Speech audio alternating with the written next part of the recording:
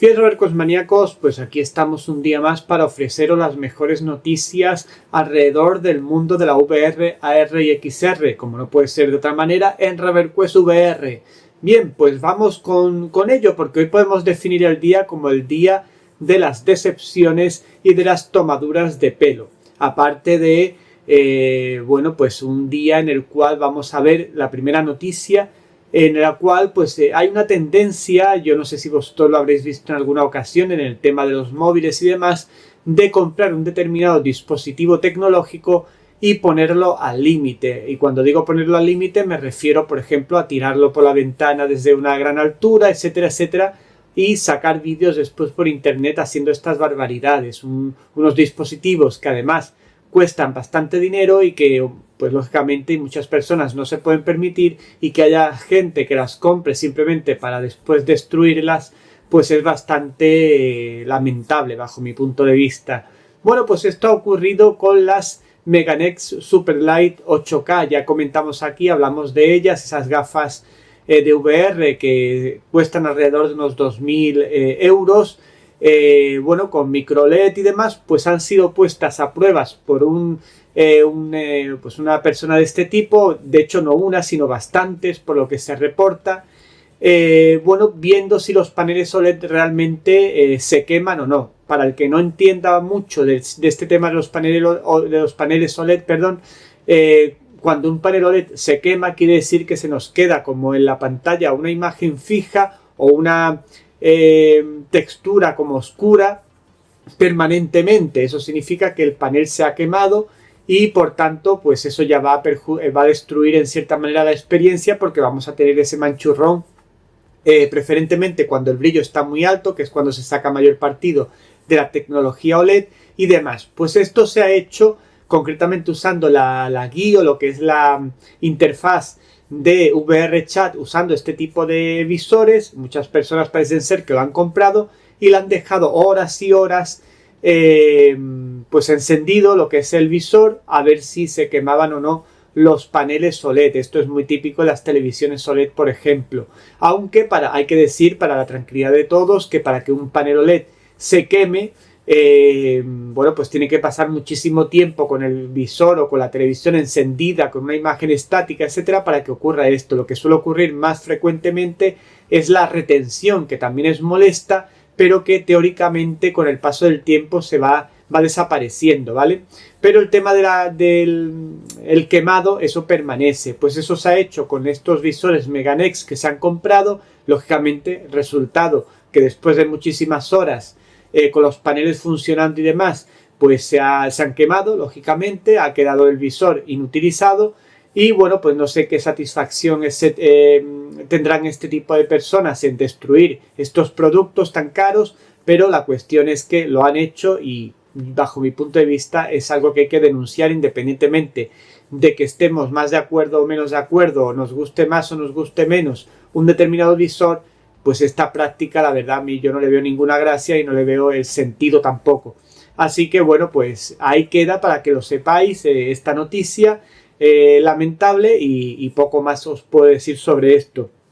Vamos a pasar al proyecto Muhan. El proyecto Muhan, ya sabéis que es el nuevo visor que va a sacar Samsung junto con Google con Android XR. Pues se ha filtrado alguna información nueva bastante pues aclarativa de lo que va a pasar cuando se lance. De hecho, ya tenemos una fecha de lanzamiento en el tercer trimestre de 2025. Sería, es decir, o bien julio, o bien agosto, o bien septiembre se lanzaría. Se lanzaría con muy pocas cantidades al año de unidades. De hecho, se habla de 100.000 unidades que se producirían para vender cada año.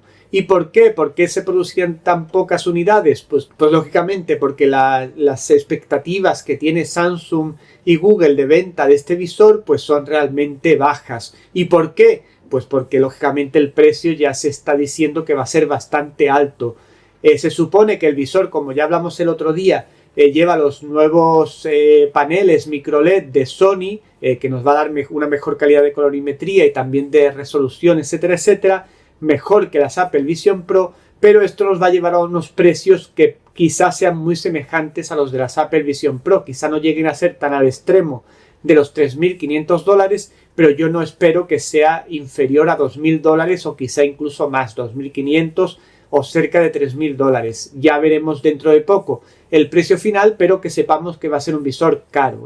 También van a salir, se filtró hace ya tiempo, vamos, las compañías lo dijeron, que iban a ser más visores, Sony, entre otras, por ejemplo, Xreal, con Android XR. No sabemos si estos visores serán más económicos, pero lo que es este visor de Samsung yo al menos puedo ir ya tachándolo de la lista, porque va a ser bastante caro, y ya vuelvo a repetir que va a ser un visor enfocado más bien a la realidad mixta, al pass-through a color, etcétera, etcétera, que realmente a el gaming y demás, aunque se puede jugar con él, pero siempre y cuando lógicamente queramos pues invertir una cantidad tan alta en un visor, cuando ya se está en cierta manera teniendo muchas dudas con las supuestas Valve Decar que saldrían a finales de año por costar $1.500, pues imaginaos un visor que cuesta $2.000 o $3.000, ya es que ni lo pensamos, por muy bueno y mucha calidad que tenga. Bien, y vamos a pasar con el que yo diría que es el tema central de AMD, del vídeo de hoy, que es AMD precisamente. ¿Por qué? Bueno, pues porque AMD sencillamente, lo primero que quiero decir muy brevemente es que yo no tengo nada, como siempre digo, ni contra AMD, ni contra Nvidia, etcétera, pero se está caracterizando esta nueva generación de tarjetas gráficas por las mentiras, tanto por parte de Nvidia como de AMD, ahí ocultadas entre un marketing bastante bien realizado para que pensemos lo que no es.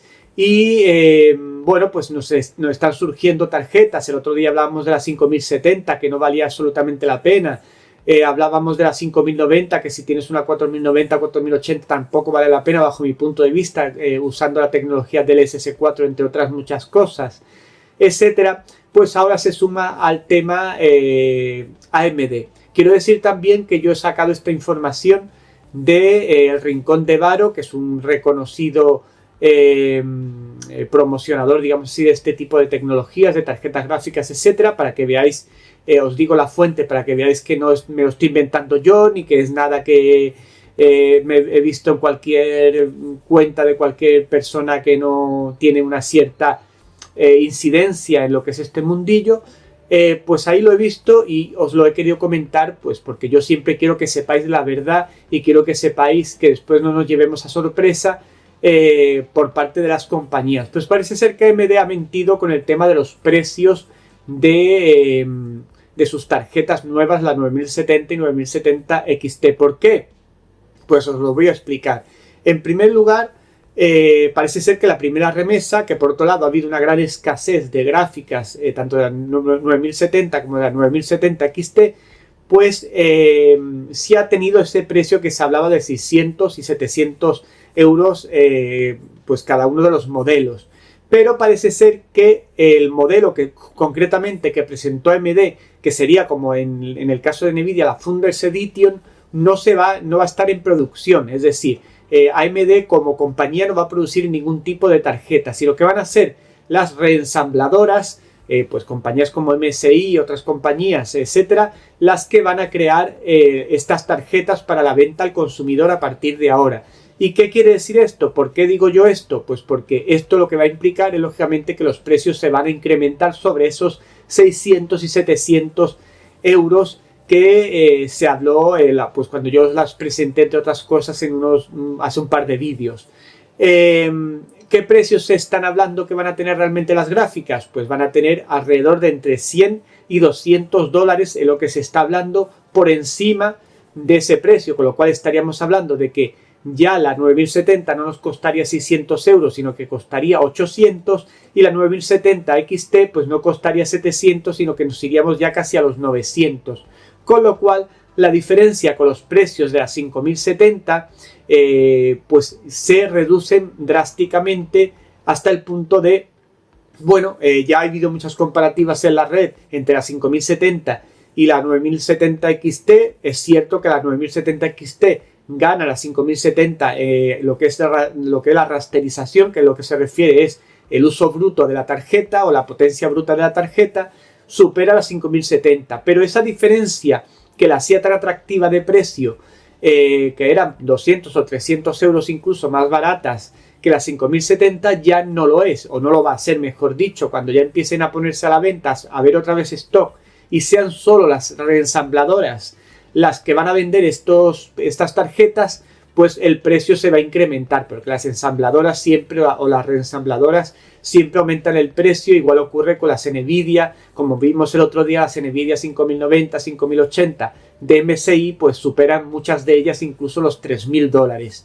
Por tanto, pues en cierta manera se puede decir que AMD nos ha mentido, nos ha hecho un marketing haciéndonos pensar que tenemos mucha más potencia que la 5070 a un precio bastante inferior, cuando nos vamos a dar cuenta, cuando vuelva a haber stock de las tarjetas y demás, que los precios se habrán incrementado mágicamente, y es por este motivo que yo os estoy explicando, ¿vale?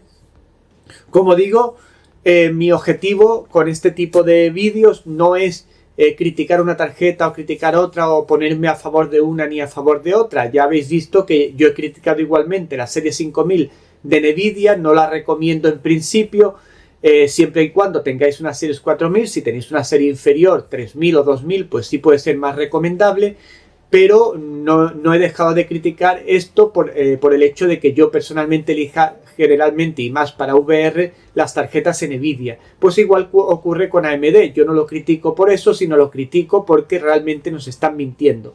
Al menos eso es lo que se ha informado en este canal conocido, y lo que yo os transmito a vosotros, y que lógicamente la realidad nos dirá si efectivamente es así o no.